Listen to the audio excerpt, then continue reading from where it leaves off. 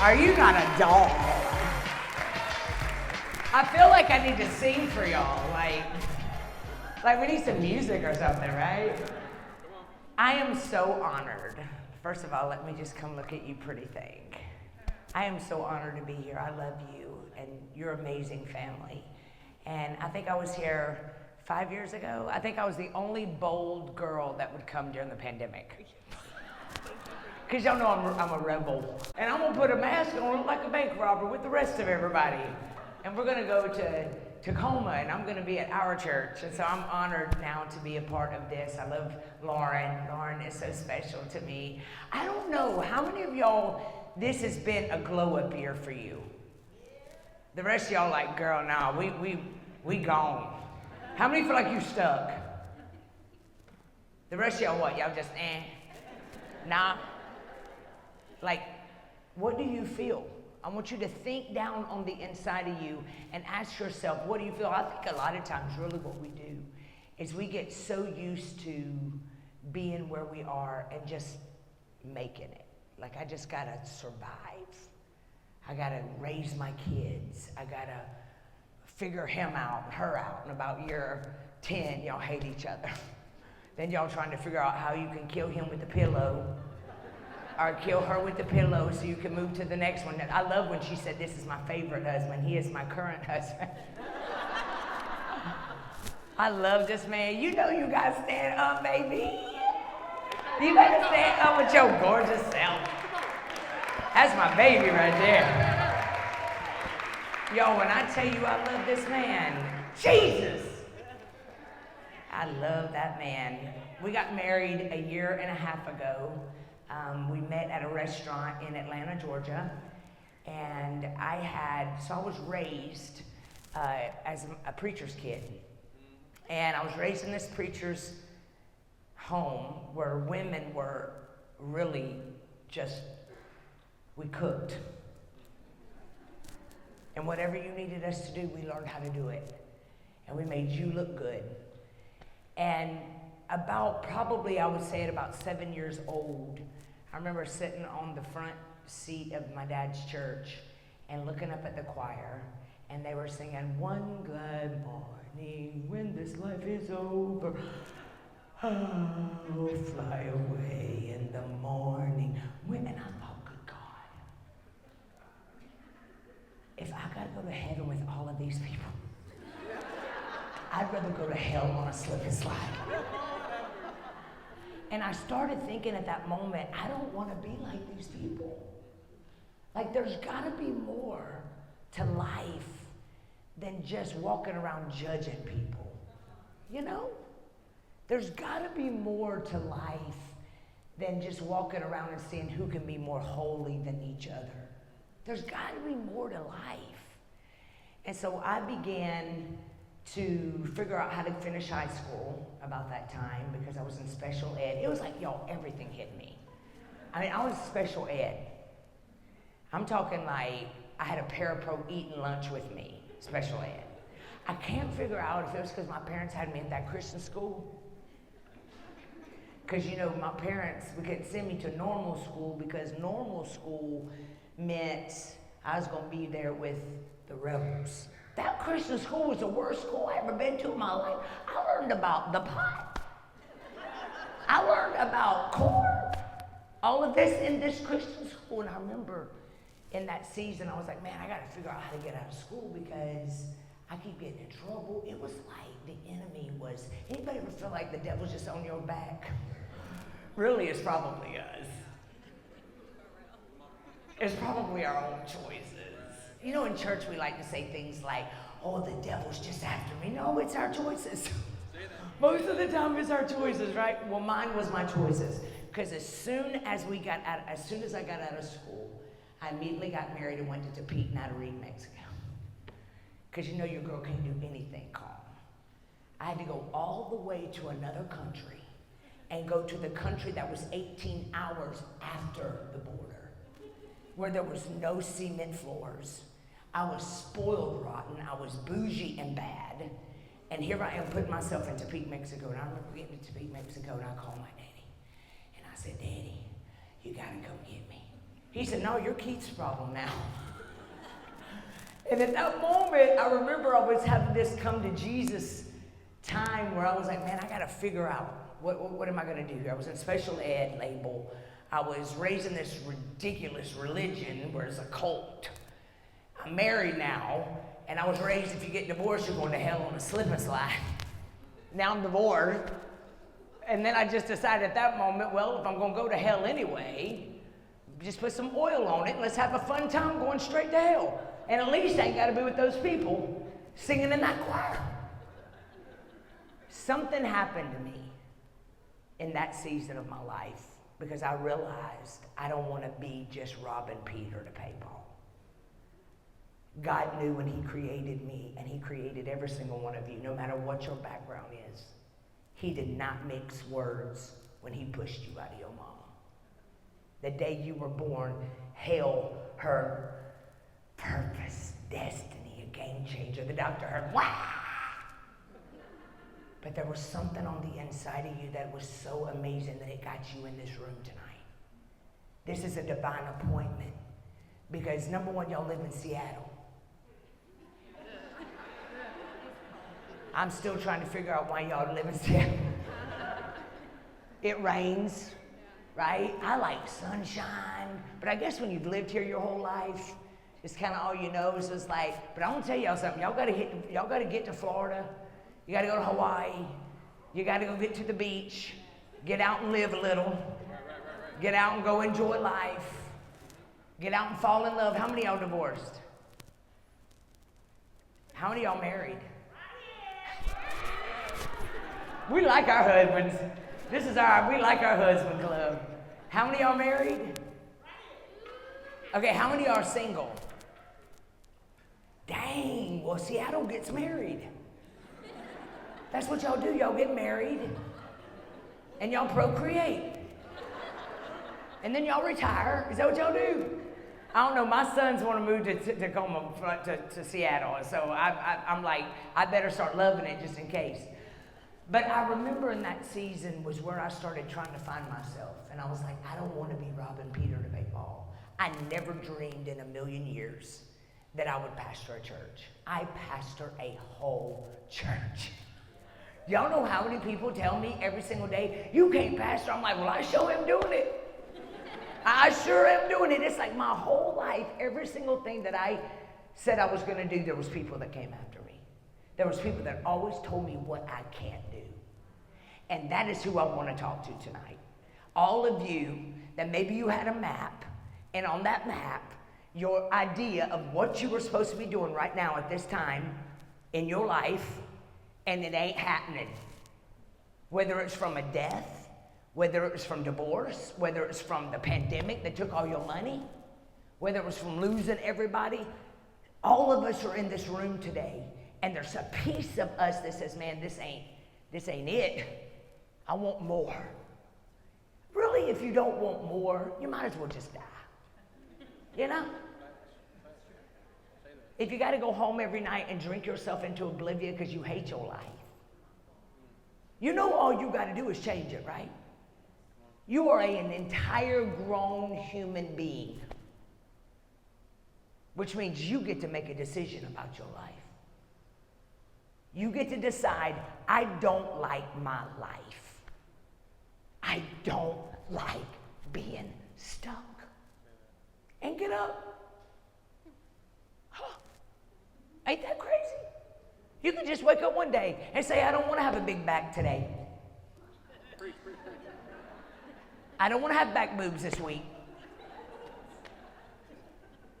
I don't want my thighs rubbing together and starting a hailstorm. I don't like you. No, I don't want to go to Starbucks with you. Well, we go every week together. Yes. And I am stuck because of you. You can say no, and it's a complete sentence. Say that. Do you know you can tell your heart to beat again at any moment? Do you know that you can get up and walk away from that grief at any second because they ain't coming back? They're not coming back. When I lost my daddy, this was one of the biggest pivots for me. Any black sheep? Black sheep of the families. The rest of y'all were good, man. The rest of y'all just ain't gonna play with me tonight. Y'all just like, girl, shut up. I was the black sheep of the family. And I remember always thinking I'm the black sheep of the family. And then I remember one day I was like, what is the black sheep of the family? Like, who decides what the black sheep of the family is?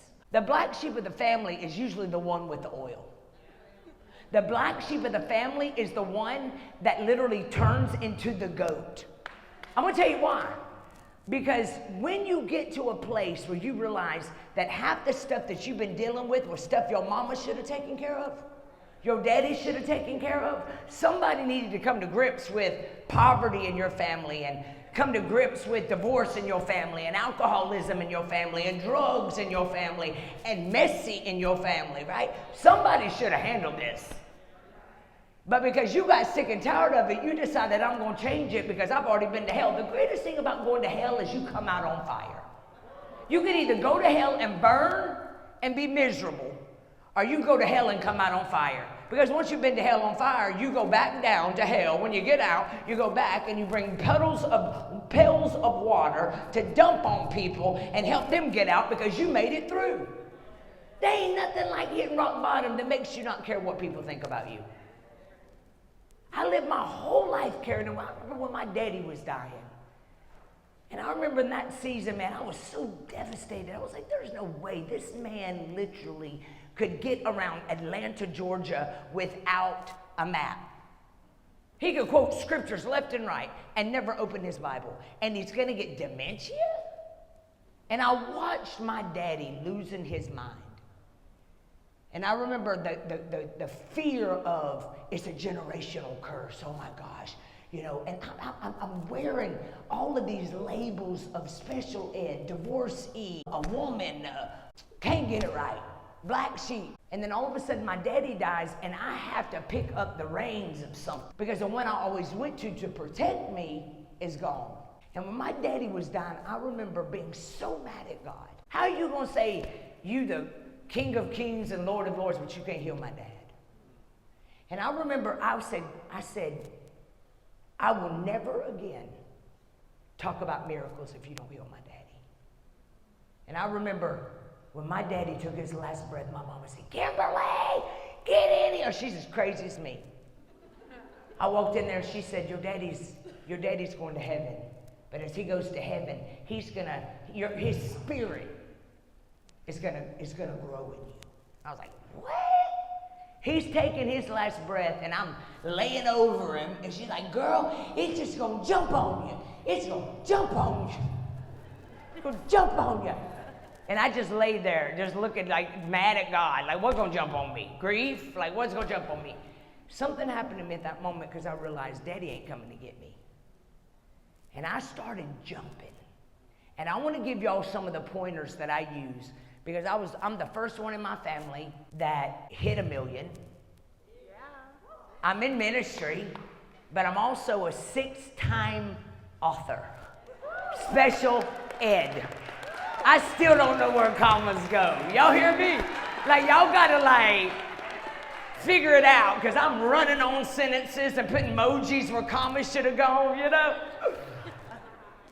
And I wrote book, I remember about, 3 years ago, I got a phone call because every single thing in my family that's ever changed and flipped for generational wealth, it's because of me. It's because my daddy died. And when my daddy died, I was like, somebody got to pick up these horns and got to carry this because daddy ain't going to do it for me anymore.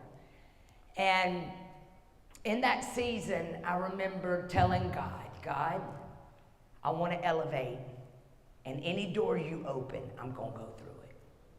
That's what you got to tell yourself. If a door opens, stop trying to wonder if it's good. How do I know if it's the right door? Just go through it. And if it don't work, it ain't the right door. Just walk. Just go buy that house. Go do a flip. What do you got to lose? You can't take that money to heaven with you anyway.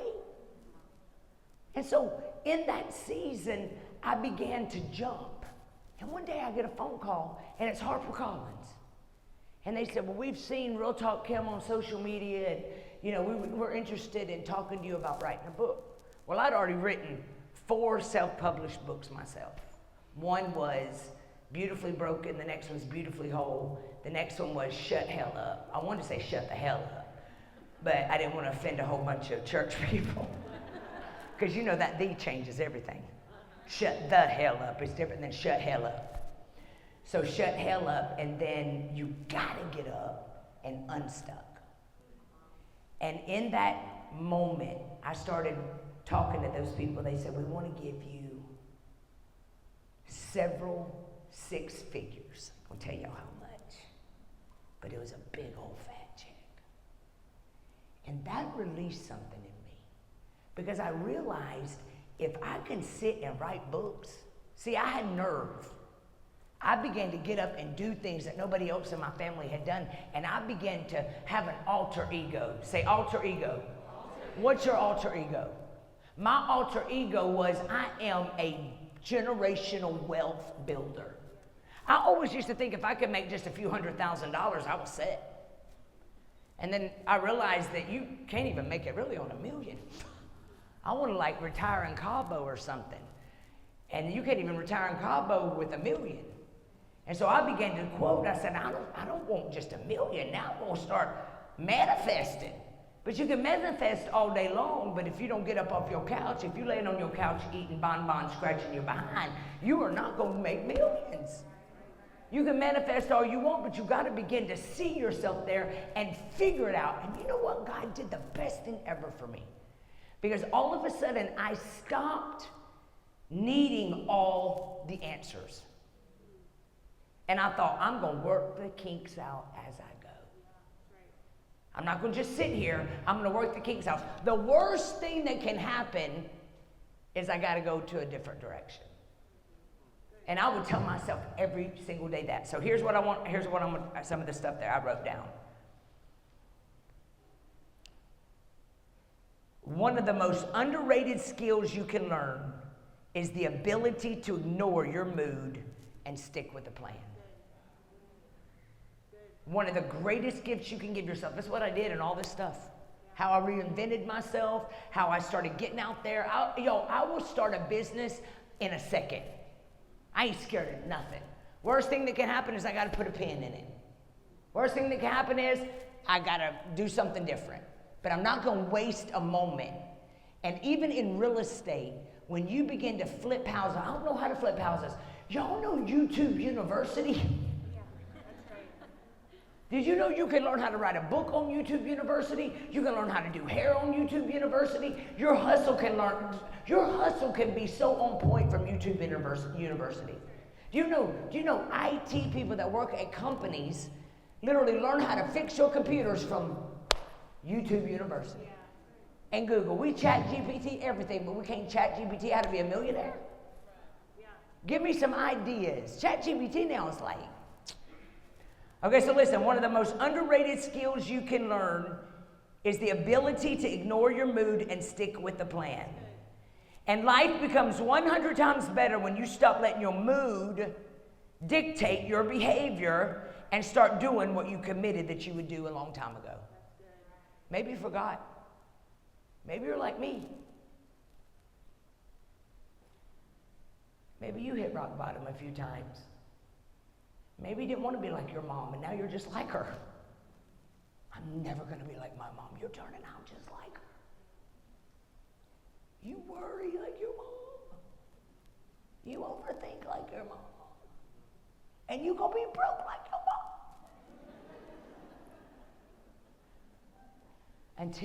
Unless you realize I got this alter ego here that is going to begin to speak and identify and align and talk to my vision and learn to execute. And I'm going to get up and get myself dressed every single day and go after it. That's what I did. Nobody was coming to pick me up. You know what? I remember laying on my mom and dad's, my 18-year marriage when it finally ended. I'm laying at my mom and dad's and I'm crying. Take this pain away from me. Because the joints in my fingers were aching. I was so sad at where my life was. I was 36 years old. And I'm white. And white people melt. And I'm devastated thinking, 18 years I wasted. And at that very moment, I remember, it was like the Holy Spirit just dropped in my spirit. You know what, girl? You didn't waste nothing. You got free life college. And every single thing that all of you in this room have walked through in your life, it's your duty to go change the world with what you made it through. That'll help you get up and go for it. You gotta get up and go for it. When you fall, you get back up again. When you fall, you get back up again. You pull your big old thick thigh and go buy another house. Yeah. You gotta get up. So listen, great leaders don't wait on the future. They lead from it. I know where I'm going. I don't exactly know how to get there, but I know I'm not staying here. I'm going to get me some friends around me that are where I want to go. This is why y'all got to be careful who you hang out with. You can't hang out with a whole bunch of people that like you sick. You can't be hanging out with a whole bunch of people that don't want to get well.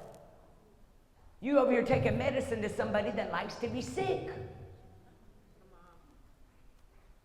And then you begin to bleed on people that didn't cut you.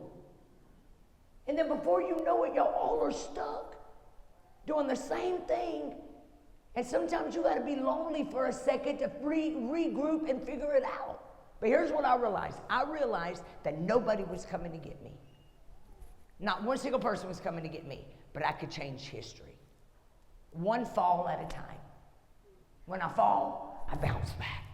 And I could literally see myself. I got to a place where I would feel my ears and everything just begin to just get heated and burn when I felt embarrassed. And because being embarrassed was big to me because I was always embarrassed when I left for special ed. Thought I was VIP. And I'd be like, they'd be like, Kim, you can go to your class, your special class now. And I'd get out, I'd be like, and then I met my fourth grade teacher that should not have been a teacher because she wasn't nice. And she said, Kimberly, you can go to your special ed class. I sat right there. She said, you can go. I was like, oh, no, man, I'm waiting for special. VIP, baby. She said, this is VIP, ed. And so I had to get through that embarrassment because that's where triggers are, right? Triggers are that moment that took your breath away and now you just sit in place of complacency and let your life go to waste because you don't ever want to feel that again. You know what I started realizing? Everybody wakes up with bad breath. Everybody wakes up with bad head. Everybody wakes up with feeling of insecurity. And when I got past that, I realized that every single day I'm getting out there and I'm going to figure it out. I'm not staying here. I'm going to go buy houses. I'm going to go do investments. I'm going to go write another book. I'm going to go make some more product. I'm going to put my name on some stuff. I'm going to go buy another car, write it off in my business. You hear me? I'm the write-off queen. I'll be going to buy me a G-Wagon like that. It's a write-off. Because it weighs a certain amount. And I feel like I want to go buy some more property when I'm driving it. And it's got that engine that sounds like it could shake Seattle. It's got to be loud, you know. So before, listen, write this down real quick. You got to see it before you step into it. You got to see it before you step into it. This goes for anything in your life. Real estate, starting a company, writing a book, doing a podcast. So you got to see it before you step into it. So vision precedes movement. Vision isn't fantasy, it's foresight. You will never outperform what you can't imagine. You can never get there. If nobody has ever done it in your family, you will never do it in your family unless you get to a place where you're like, I'm about to jump. If I fall, I'm going to get back up again. Because you got to see it. You got to want it so bad. You're willing to even look in that mirror and take inventory of your life. I think one of the greatest gifts I gave myself was looking in that mirror and being like, girl, you are the problem.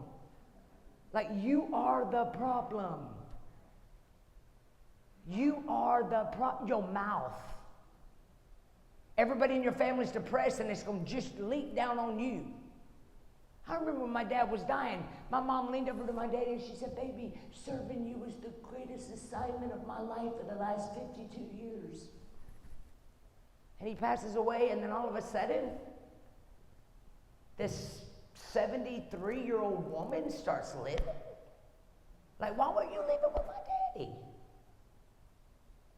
And that even made me more want to be just hard-headed, because I didn't ever want to be like that. Now she's 78 and looks younger than me. Living. Because she made up in her mind, I am not old. I'm going to get up and take my life back. That's what I'm trying to just, what's it called? When you when you try to make somebody's brain, brainwash. Trying to brainwash you into believing that you can do anything. And it's bigger than you. If you are bored in life, it's your fault. If you're miserable in life, it's your fault. If you're depressed, you can't walk around and just say, I'm depressed, I'm depressed. You're depressed because you don't like your life. When you get up and begin to live, and you begin to love yourself, and you look in that mirror, and you begin to dance yourself up every day. You wake up in the morning and you dance. Man, I am crazy. 100% of the time I'm crazy. I am fun. I feel sorry for people when they leave my life. I'm like, you're gonna hate your life, because I am a party. Because I don't hide nothing. I ain't scared of nothing. And so when you can live at that place, money comes to you. Opportunities come to you. You can walk into rooms and change the atmosphere. You ain't even got to say a word. You get up and you just walk in the room. Because you carry something. So I want you to think about that. If you can't see it in your future, you're going to never possess it. That's why you're thinking smaller. That's why when that man walked out of your life, your identity walked out. That's why when you lost all your money during the pandemic, because we were all shut in like a bunch of bank robbers, you lost your dreams. But you got to find them again. You have this amazing woman right here that when you look at her, you can just tell. Every time she was in a room, I'd be right in that room with her. I would find people in my life that are doing what I want to do, and I would sit at their feet. I would sit in the room. I would grab whatever I can. I would go get her water. What can I do? Can I get you water? You want some water? Lauren will get it for you. She's right there.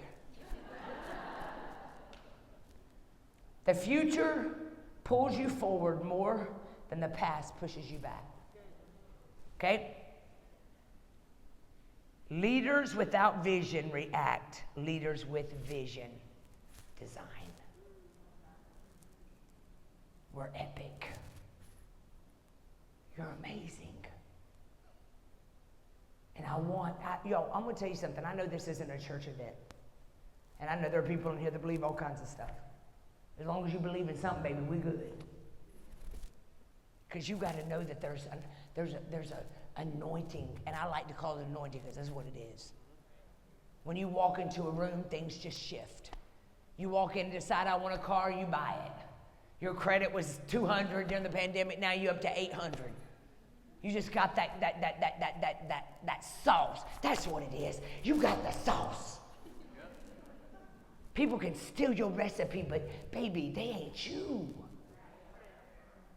And so I want you to dig down deep in your spirit tonight. And I want you to ask yourself, how am I playing small? How many of y'all need to work on your credit a little bit? Come on, there's the most hands we've had all night long. I am so proud of y'all. We finally on one page.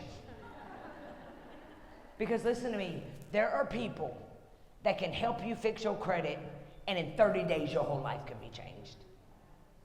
Right? Here's what self wants to do. Self wants us to sit on it and think it's going to go away. Guess what ain't going away? Your bad credit. Them creditors ain't going nowhere. I had to deal with it. I remember one day, them creditors kept calling me, and I knew I was going to want to buy properties. I knew I'm going to be a millionaire. I'm walking around saying I'm going to be a millionaire, and my credit was like 600. And I remember, you ain't going to buy no house, not as many as you want to buy, unless you get that right. So the creditor, this number kept calling me, and I kept thinking, what is this? Finally, one day I was like mad because they just kept calling, and I kept blocking them, and they kept calling from another number. And I picked it up, and they said, ma'am, do you know that you owe $20,000 from your son being born? I was like, he is almost 30. They said, we've been trying to get a hold of you. I said, ma'am? I said, well, what do I need to do? This is probably about 6 years ago. They were like, you need to pay this off, $20,000. I thought it was paid for. They said, well, what you gonna do, ma'am? I said, I was working at Bloomingdale's at the time. I said, I can give you $5. Well, ma'am, $5 every month. I said, yes, I can give you $5. He said, okay. Now, I done told him the whole story about my daddy dying, my divorce, had to move back in with my mama. I was telling him all that stuff. I was already out of my mama's house, but it sounded so good. 3 weeks later, I get a letter in the mail, and it said, debt canceled. See, if you don't get your head out of the sand, and you don't stop being stuck, when you ain't stuck because you in a tree. You're stuck because you stop moving, and until you get up and start taking care of these things, you can't propel. I need you to do this. Pinch yourself. That means you're still alive. This means you're still alive. It hurts when you pinched, right? Here's another thing I wrote down. It's because you're still alive. And as long as you ain't dead, God ain't done. Y'all hear me? So if you can't see it, you'll keep settling for what's familiar. These are things I wrote down. Y'all, my books came out of these things. Where in my journals at night, I would just be writing, just depressed, because I was stuck, but I really wasn't stuck. I was stuck because I kept looking at what I was taught instead of breaking out of that box, right? So how do we do this? Write this down. You write a future snapshot. So you got to ask yourself, what do I want to buy? And write it down. It's almost like getting married. You need to go say yes to the dress. Well, I ain't got no man yet. Go say yes to the dress anyway. Right? You got to go drive that car. You got to go look at that property. Right? You got to go get it in your head so you can start dreaming. You got to get out of your comfort zone. So you got to write down, what do you want to buy this year? What do I want to buy this year? You got to go get Experian. How many of y'all got Experian on your phone? How y'all checking y'all's credits? When I met Angelo, the third day, I looked over and that joker had his phone sitting up like this. And it was Experian. And I thought, well, won't he do it? 815 credit score. I was like, baby, you can go buy all the houses in your name. But Experian will allow you to keep up with so that you can begin to, because you come to these real estate classes and be in these motivational conferences, success conferences, but if you're not ready to begin to launch and purchase, right? Nothing's together in the background. And so I need you to ask yourself, what do I want to buy? And then I want you to ask yourself, who am I responsible for? I want to go, I want to jump, I want to do more. Who all am I responsible for? It's going to start telling me, you can't do this. Anybody ever tell you in your family, it's too big? That's way too big. You can't do this. They told me that too. They told me that my whole life. It's too big. I'm like, great. Let's fly. If it's too big, it's because you are the generational curse breaker in your family. So I look at it. So then you got to think like the future you. If I were you, I'd be asking this one, Lauren. I'd be asking some people, Can I come just hang with you? Can I just watch? I'd be going and finding all the people on social media that speak to the future of who you are. Y'all listen to me. 9 years ago, I was working at Bloomingdale's, making $9 an hour, putting makeup on people. And if you get close to me tonight, my eyebrows are not twins. I don't know how I don't know how I got a job there, and I kept it for 5 years, putting makeup on people. And I realized one day, I'm not gonna get to quit at this job until I learn the lesson here. And I remember sitting there, going on YouTube and learning how to do makeup. Still couldn't get it. Because I worked for Estee Lauder. Not Mac. Estee Lauder. Where everybody's about 90. They all love youth do. And they would come to the counter and spray as much youth do as they could to smell like repellent. And then they would want to sit down in my chair. And in that season's where I started taking inventory, y'all listen to me, wherever you are right now, it's practice for where you're going. If you're working at Walgreens, if you're working at Bloomingdale's, if you're working in a what are y'all famous for here? Seafood warehouse. Don't y'all have good seafood? Like salmon? Don't y'all? Okay. Maybe you cleaning them, but that can't be your goal. You're cleaning them so you can own it. You hear me? You can't stay where you are because you're comfortable. You gotta constantly be growing. She could have been laying in that bed still sick. And you can tell it was sentimental to her because she started just weeping immediately. That's some dark days. Some of y'all been in some dark, dark days. And those dark days were propelling you, were pushing you. 9 years ago, one day, I'm driving a knockoff Bentley. It's a 300 Chrysler.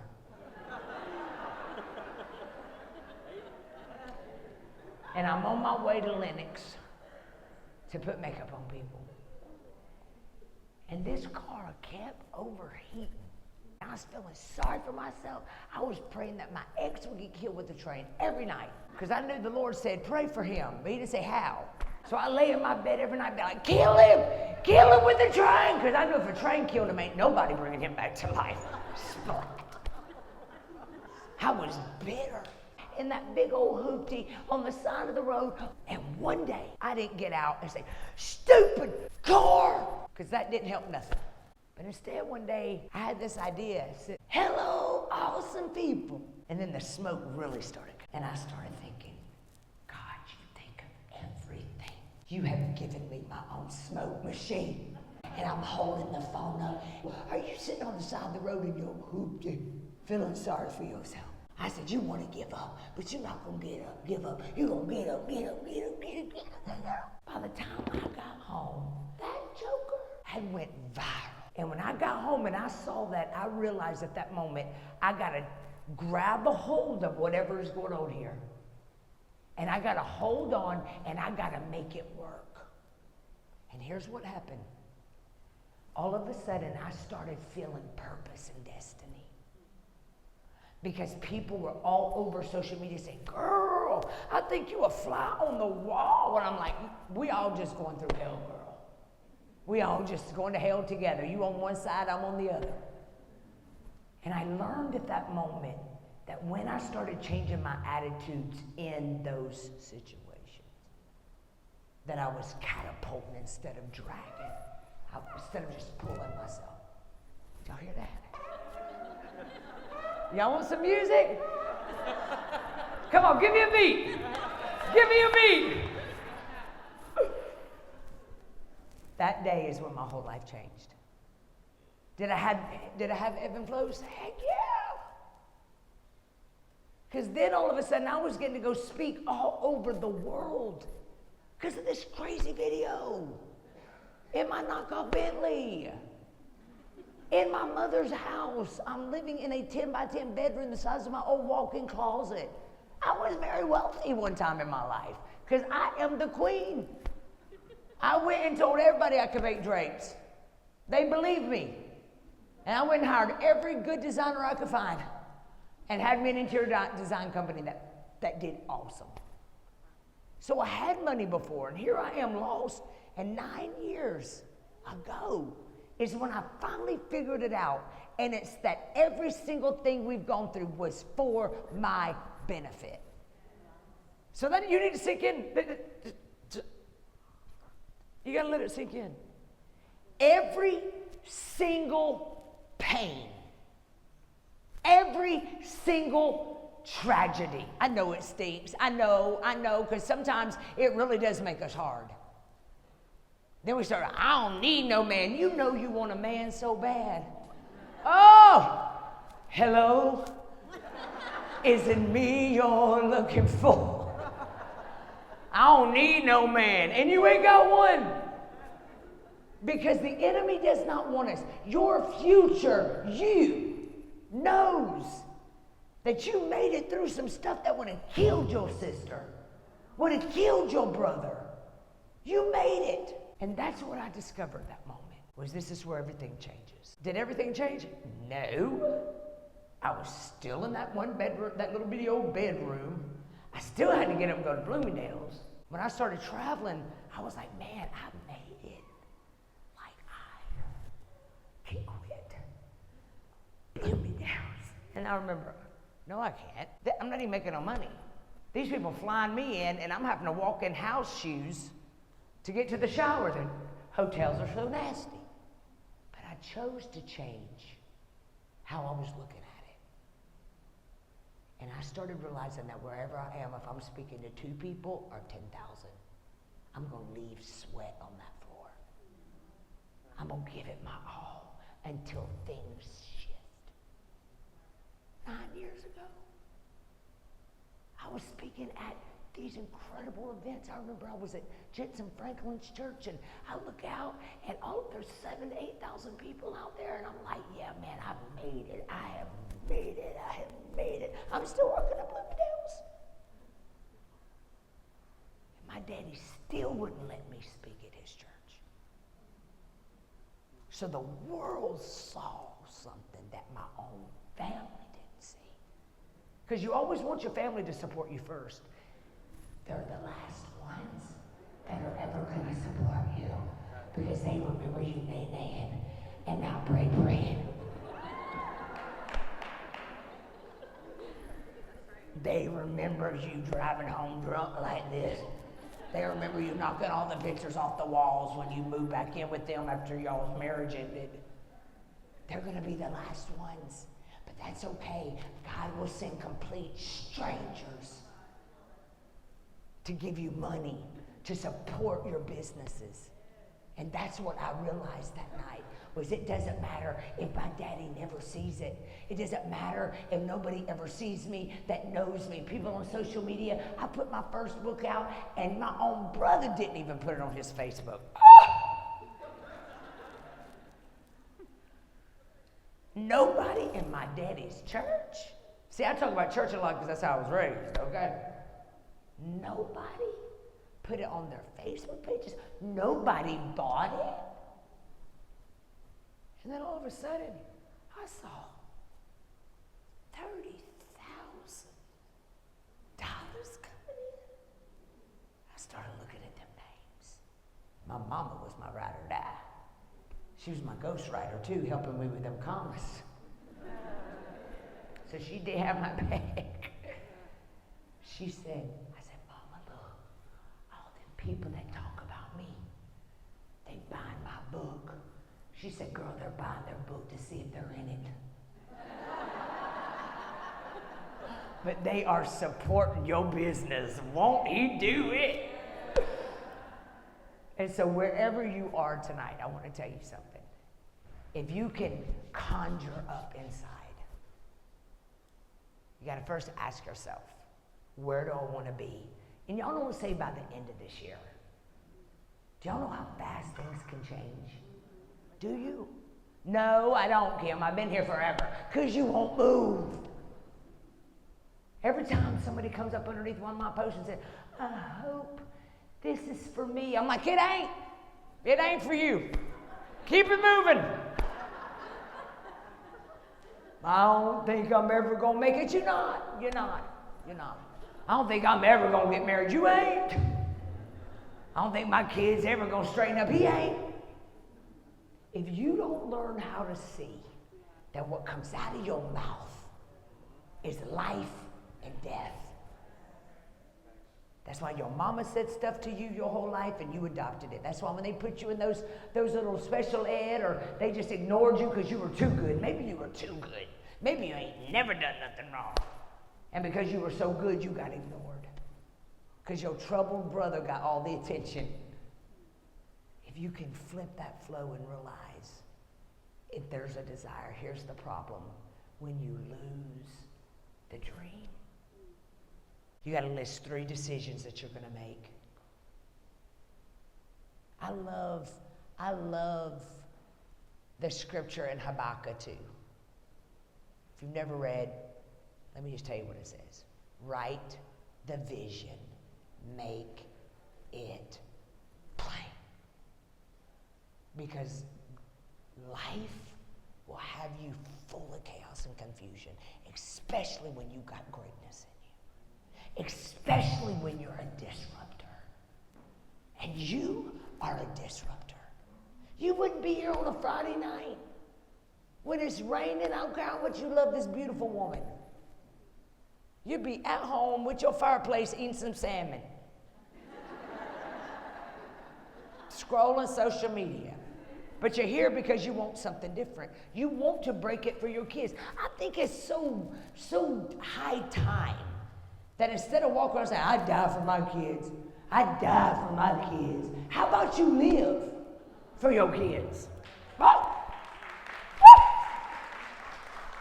Okay, so listen.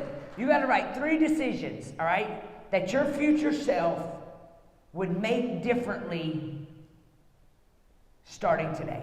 3 decisions your future self is going to make different than what you've been doing so that you can see something in 3 months. How many of y'all would challenge yourself for 3 months? To learn real estate, to go get your LLC. How many want to start a business of your own? How many of y'all want to be millionaires? How many of y'all want to be multi-millionaires? That first million's hard to get, but after that first million, it's like paper. It's raining money. Hallelujah, it's raining money. And I can buy what I want. Y'all know I want to say some more. I like to just make up songs, but we're not going to do it tonight. So you don't rise to intention, you fail to identify. You're not going to rise if you won't even admit. How many tonight said there's some things I got to own? There's some things I need to own. I'm insecure. I lost my confidence. I'm going to take back my life. I'm going to get up and stop being depressed. I'm going to stop bleeding on people that didn't cut me. I'm going to stop thinking that this is how my story's going to end. And I'm going to start tonight. And I'm going to start by writing this plan. What's out of alignment in my life? What is out of alignment in my life that is slowing my momentum? Okay? Some relationships fit the past version of you. Who do I need to walk to the balcony? I love you. But you can't sit here. You're part of the last version. See, sometimes you got this empathetic problem. You got a lot of empathy. You're crossing oceans for people that wouldn't cross a puddle for you. And rejection is not necessarily someone wanting out of your life. It's somebody that God needs out of your future. Your future, business, legacy. So, who do I need to walk to the balcony? And some of y'all, listen, some of y'all need to stop trying to beg these people to grab a hold of it. Send them a box lunch. We want them to eat. Send them Uber Eats. Because I'm so focused in this season, right? Because I'm not going to struggle. Say, I'm not going to struggle. I'm not struggling. Just say it just like that. Just cool as calm. I'm not going to struggle. That's called confidence. I'm not going to struggle. I'm going to go out and blow my own mind this year. I'm going to change the trajectory this year. I remember when I went about 3 years ago. I just started the church. It's killing it. It was booming. Lots of men, lots of women, lots of families, which I was shook. Because I was told women couldn't preach, couldn't pastor. But here I am doing it. Boom, shaking like Well, all of a sudden I hear when I'm sleeping, it's time to move. Is it time to be in the building? 5 minutes? Perfect. I'm sleeping and I wake up and I have this desire to move. I'm in Fayetteville, Georgia, little bitty old city, right there near our church. My whole staff is there, so it worked out really perfect. And I wake up one day and I was like, man, I need to move. I got antsy. This is how you always know when you need to move. Anytime you start getting impatient, you start getting irritable, you start feeling like a cage lion, it's time for you to freaking move. It's time for you to elevate. It's time for you to do something. Go buy something. Buy property. Just redo it. And so I'm laying in my bed and I feel, I want to move downtown. I don't know nobody downtown. Downtown Atlanta. City girl. What? I am so not a city girl. I am Fayetteville, Georgia girl, where there's no mall, right? And I feel this urge, and so I go downtown, and I'm looking around, and then I go home that night, and I said, okay, if I'm supposed to move downtown, I want my house to sell for this much money, because I want to make $350,000 off of it. I lived in it for 9 years. Within 24 hours, there were 17 bidding wars going on for my little old house 3 years ago in Fayetteville, Georgia. I made way more than I asked for. I had all this cha-ching, cha-ching, cha-ching, cha-ching, and I was a single woman doing it. What? I was so excited. So then I thought, man, I only got like 30 days to get out of this house. I've never went downtown. I've never looked for nothing. I don't even know where to go. Nobody I know lives downtown. It was 45 minutes from Fayetteville.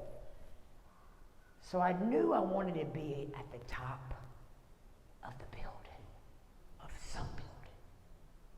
Because I ain't going to go be on the 4th floor when I know there's a top. Okay? I remember I'm driving downtown with my friend. And he said, we were just down there looking. I said, I want to be in this area. And then I looked and I saw this big high rise, and there was no other buildings behind it, and all you could see was beautiful Atlanta skyline. And there was no buildings that can ever be built there because there's a big nature forest, right? So it would block the buildings. And I looked up and I saw I had this beautiful back porch, so I could just envision it. Because you know, I believe you got to envision some stuff. I was envisioning myself sitting down on that porch. And he says, what are you thinking? I said, I want that. He said, girl, you can't get that. He said, that's way out of your budget. I turned around, took a little U-turn, got back on the interstate. He said, where are we going? I said, you're going home. You're going home. Because I can't have nobody in my life that's going to tell me I can't. I want up there. Guess what? I had said, I want a big old white kitchen. I came to her kitchen. I Marble. This was like 5 years ago. When I looked at her kitchen, I said, one day I want a kitchen like that. So I said, I want in this pit house, I want a white marble, big old, you can't get that in Atlanta. It's got a little bitty sections in the rooms, you know, it's expensive, it's $1 million and over. I want what was floor to ceiling windows. First place I walked in, that one he said I couldn't get, I walked in and it's everything that I said I wanted. Every window is looking out downtown. There's a big old white marble kitchen looking downtown. There are no walls separating them, floor to ceiling windows. I went and bought that bad boy. And when I bought that place, I'm telling you about this because it changed my thinking. When I went and I stepped out, my mama told me I couldn't do it. My friends told me I couldn't do it. But I knew I could do it because I'd already been to hell. Worst thing's gonna happen is I gotta move back with my mom. I hadn't done that before and I crushed it. I went and I bought that place. And listen to me, y'all. These kind of events, when they encourage you to go do something, you're quicker to do it because you were in a room full of faith and expectancy. When I bought that place, every single thing in my life elevated. Everything. Why? It's the law of draw. It's the law of draw. Within 6 months that I moved there, I was at a fancy restaurant because I enjoyed the perks of it all. I was acting like I was whole Sex in the City, walking into restaurants. And I happened to meet my husband. I would have never met my husband if I would have never stepped out there and jumped. All of you, you're one decision away from being everything that you ever thought somebody else was going to be in your family. It's you. Y'all feel it? Y'all feel excited? How many of y'all gonna do it? Y'all don't let me be the only multi-millionaire out here. I think we think a lot of times that you can't be this and that. When I was at Jensen Franklin's church, my daddy was there with me. And I was out there preaching and speaking at this women's retreat, women thing. And the whole place was up on their feet going, ah, like shouting. It was just fun. And all of a sudden I looked down and there's my daddy standing up. That's my baby. If you never take a leap of faith and you let those dreams that were tormented inside of you, maybe your daddy, your mama, maybe it was your family, maybe it was your learning disability, maybe it was your drugs, maybe you keep getting up and falling again, maybe you are everything they said you are. Until you learn, I'm changing the trajectory of what you say about me as my reality. Every single thing that has gone full circle in my life could never have gone full circle if I wouldn't have got up and focused forward instead of around me. Every single thing you want is right outside your comfort zone. Everything you want is in you already. Y'all feel like dreaming real quick while I'm done? Did y'all learn anything? I'm so thankful I got to come. I'm so thankful because I'm going to hear a bunch of billionaire stories. Y'all know there's a lot of money out there to have. Why not you? Why should you be struggling? All right, so I want everybody in this room to say, I refuse to play small. I will be everything that I dreamed I would be and more. I'm going to do it for my kids. I'm going to do it for my family. I'm going to do it for my legacy to come. Say, self, you bad to the bone. Look at your neighbor and say, you bad to the bone. Look at your other neighbor and say, man, your butt looks good in them jeans. Thank y'all for having me.